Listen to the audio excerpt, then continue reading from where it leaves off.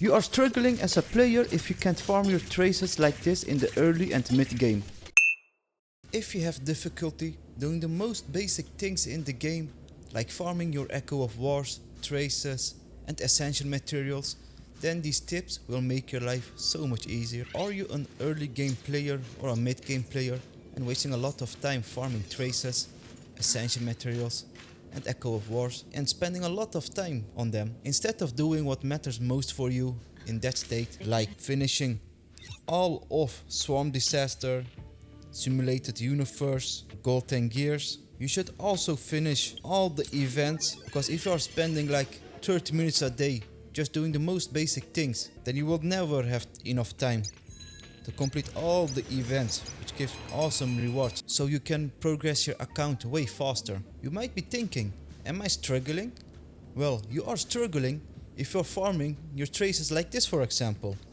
So if you want to farm this trace, assuming you can only farm the level 3, so we pump it up. This is how your team looks like. You're like, yeah, I will use a sustainer like Lynx, I will use a DPS like Sui, a support like Yukong, and another DPS like Sushang, because they are, for example, your strongest characters. So you start your challenge, you're clicking through it without using auto battle because you don't trust auto battle. You're like, alright, let's use Yukong's skill. It's taking a lot of time. You're like, oh, I have for ult, let's use a ult. I'm doing that, but it is Lynx. You just wasted Yukong's buff on Lynx because you didn't speed tune. Because yeah, how can you speed tune because you're a beginner or a mid game player? You don't have the resources for that. You're like, alright, let's skill with my strongest DPS Sushang him. Let's use my ult on him. It's taking a lot of time, the animation. Like, alright, that's the first wave. 3 waves to go. And as you can see, this takes a lot of time. And if you just follow my tips, you would be done in like 26 seconds with 6 waves. So let's exit here. So, how can you make your farming life way easier then? As you just saw, farming traces even, the easiest of them all, easier than Ascension and Echo of War, takes a lot of time. So endgame players can help you.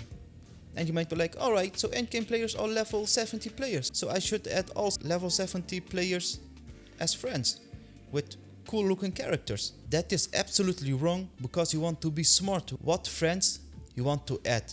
Because not all endgame players have good supports added as their characters.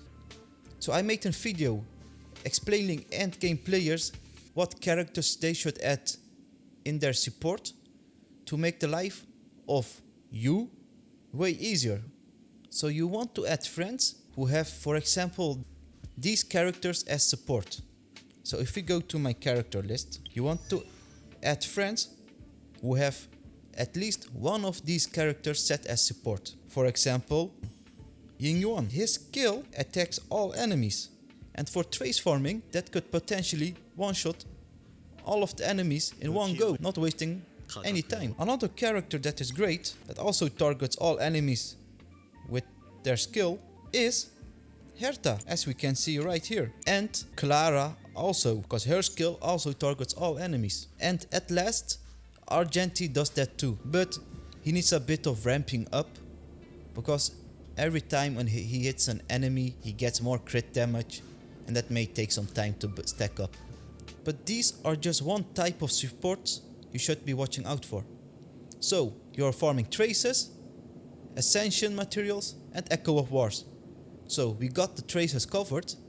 Now, what support do you want your friend to have so you can farm your ascension and Echo of War way easier with? Well, for ascension, having friends who have strong DPSs who are hitting 3 enemies with their skill makes ascension farming way easier, because that skill could one-shot the boss. So characters like that could be, for example, a Jingli. So if your friend has Jingli set as support, that would be great. Blade could be nice. His damage is a bit lacking because he's more like a tank DPS. If your friend has Imbibitor Lunae, it also could be great. I would not add friends who have dot DPSs like Black Swan, Luca, Guinevere, Kafka, because they take a bit of time to stack up their dots, and you want to finish your ascension farming as fast as possible, so hardcore DPSs are mostly preferred. Quran, for example, is also a great support, and Yuan could also be great, because his skill could one-shot the first wave of the ascension boss, because the first wave is also some small enemies, and the second wave is where the boss shows up, and Lightning Lord could finish the boss off. And for the Echo of War, your friend should have a good single target or 3 target DPS. Like a single target DPS would be Boot Hill, and of course the 3 target DPSs would be like the Ascension characters I just said, like Jingliu, Blade, Imbibitor Lune. So what should you look out for when choosing which friends you should add? Well, if we go to my friend list, for example, I have for example a great friend like Undertaker. He has one support to make my trace farming way easier, and that is Herta. We got another support which makes my Ascension and Echo farming way easier, like Firefly and Echoron. What you want to look at when choosing your friends is, of course, the support character should be there, the trace support, the Echo of War support and Ascension. But you also want to make sure the relics are all gold and level 15. The character should be preferably be level 80, the light cone should be level 80, and you want to make sure your friend is level 70. It isn't a must, but it could be nice. That could indicate that their substats have hit nice, because if you're level 70, you're kinda already starting min-maxing your relics, making your character stronger. Another tip I would recommend you to do is that when choosing, for example, Herta as your support or any other DPS for whatever domain, you want to choose characters that buff the DPS that you chose as support. Because let's say I want to use my Asta and March 7th as buffers for the Herta I'm about to choose right now. So if we choose Herta, because I want to farm trace materials, I choose her, I want to buff her with March 7th and Asta. Well, luckily, March 7th has a talent buff where at the start of the turn her action is forwarded, so most of the times she will be the first character in line, so she can use her skill on Herta. But Asta is very slow.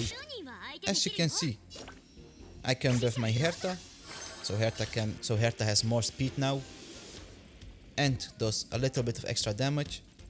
But my Asta is basically useless because she is that slow. So try to make sure when choosing characters in your team that they are faster than the DPS you choose. If not, I wouldn't put them in the team. Well, you can keep them, but they won't do anything good because the DPS would one-shot the wave. If you can, you should also use food buffs. If you go to synthesize, you want to make sure that you filter on attack consumables, scroll down and try to make the attack buff for what you have the most materials for. That would make your farming way easier. So let's say I want to make 73 of this.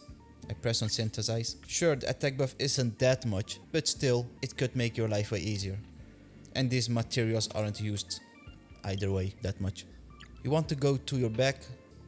You want to select the one you just made, press on use, press on auto use, making your characters a bit better. So what does the final team look like? Well, March 7th is a free character, so you want to make sure she is as fast as possible. You equip as many relics as you can.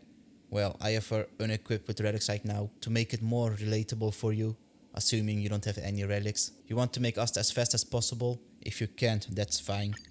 Well, assuming you can, I just add a speed boost for her. She now has 135 speed. Let's see, she has 132. My Asta is faster, so I can use her skill, give Herta a lot more attack and March 7th and make my farming way faster. An extra bonus tip I would give you is to go to your settings, scroll all the way down and set your setting on how to cast ultimate during auto battle to manual. Because the character you are borrowing from your DPS is that strong, he one-shots almost any enemy with their skill.